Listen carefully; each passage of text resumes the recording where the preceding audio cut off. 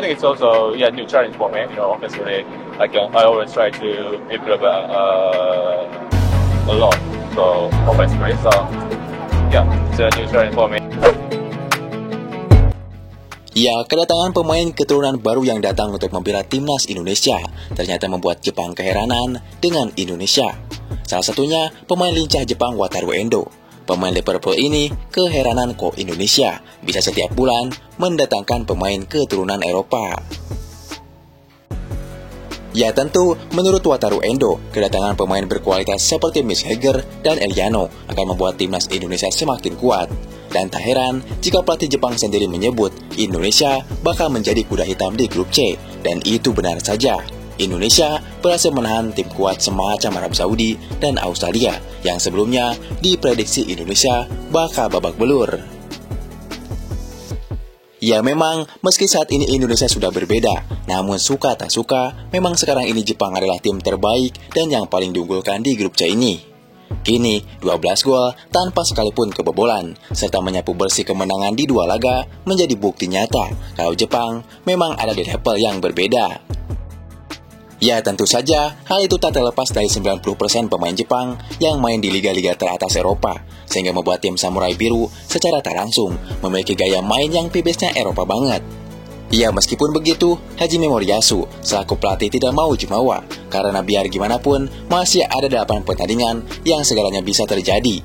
Bahkan ia pun sekarang kabarnya mulai memantau serius timnas Indonesia. Ya, sebab dari semua tim yang ada, memang tim Garuda dianggap sebagai tim paling progresif di kawasan Asia.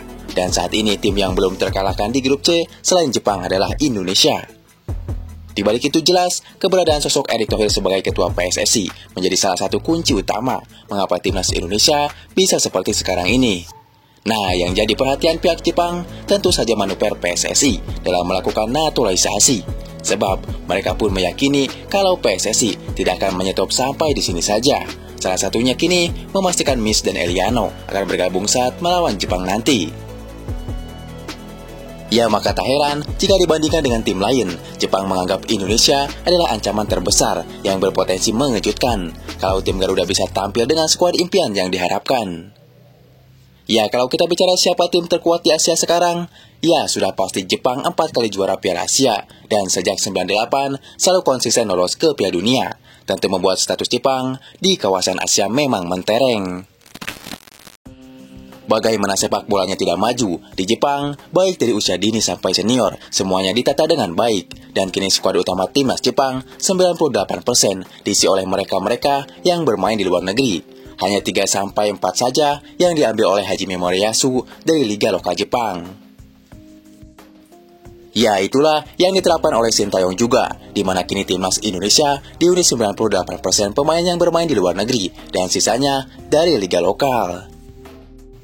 Ya balik lagi ke timnas Jepang, maka dari itu sekali lagi wajar kalau timnas Jepang menjadi favorit utama khususnya di grup C yang katanya Indonesia berada di grup neraka. Ya untuk ketemu Jepang, Indonesia wajib dilarang melakukan kesalahan. 1 peluang harus 1 gol, minimal sekali menendang harus on target. Bagaimana tidak, keperkasaan Jepang sendiri benar-benar terlihat nyata. Setidaknya dalam 2 match pertama ronde ketiga ini, di mana tim negeri bambu tersebut mampu menggeprek Cina 7-0 dan membuat Bahrain malu di kandang sendiri dengan skor 5-0. Ya, atas dasar itulah banyak pengamat yang menjagokan Jepang akan lolos mudah ke Piala Dunia 2026 sebagai juara grup C. Apalagi tim-tim yang di atas kertas dianggap sebagai pesaing utama macam Arab dan Australia sedang dalam kondisi yang tidak baik-baik saja alias sedang menurun kualitasnya. Ya, meskipun begitu, sang pelatih Hajime Moriyasu memilih untuk tetap diam dan tidak mau jumawa, sebab ia mengerti kalau masih ada match lagi dan segalanya bisa terjadi.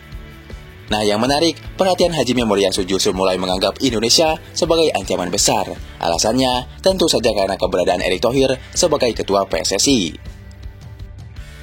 Ya menurutnya, apa yang dilakukan oleh PSSI saat ini benar-benar mampu mengangkat level Indonesia jadi setingkat lebih baik. Dan ia pun percaya kalau manuver PSSI untuk terus menambah kekuatan dan tidak akan berhenti di Mitch dan Eliano saja.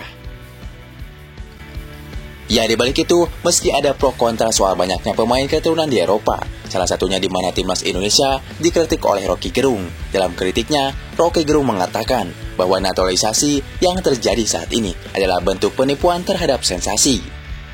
Hari-hari ini kita mungkin melihat ada euforia di dalam persepak bolaan kita.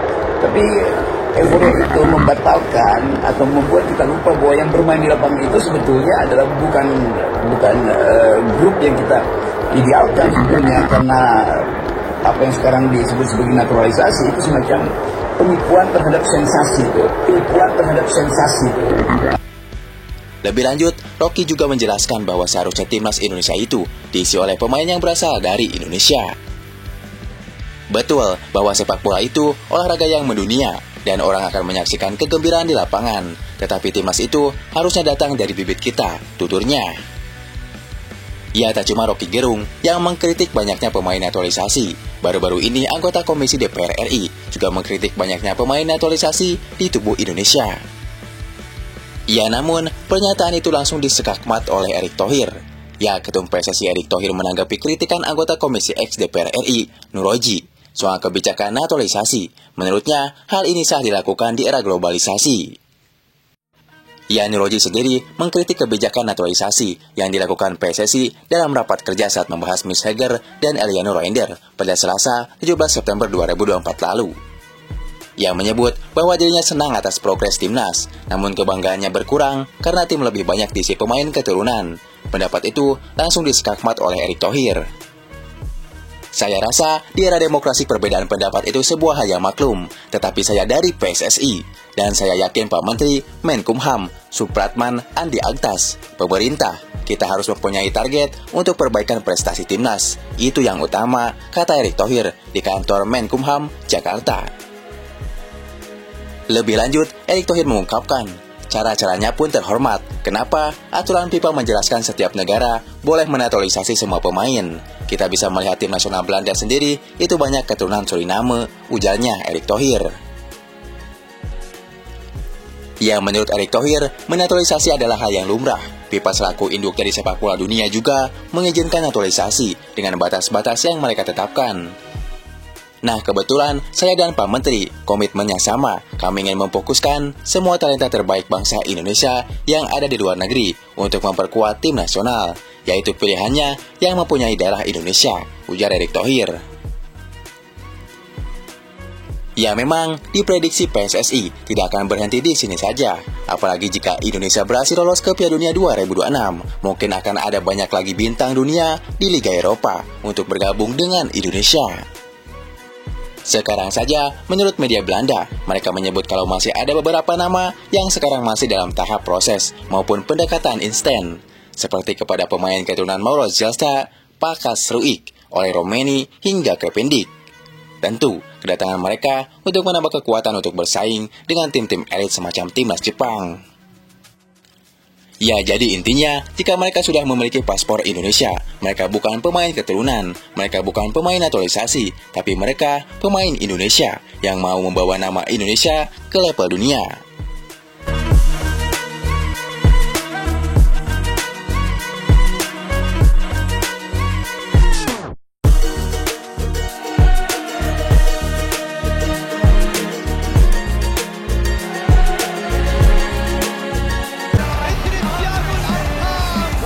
Messi, aparece Messi.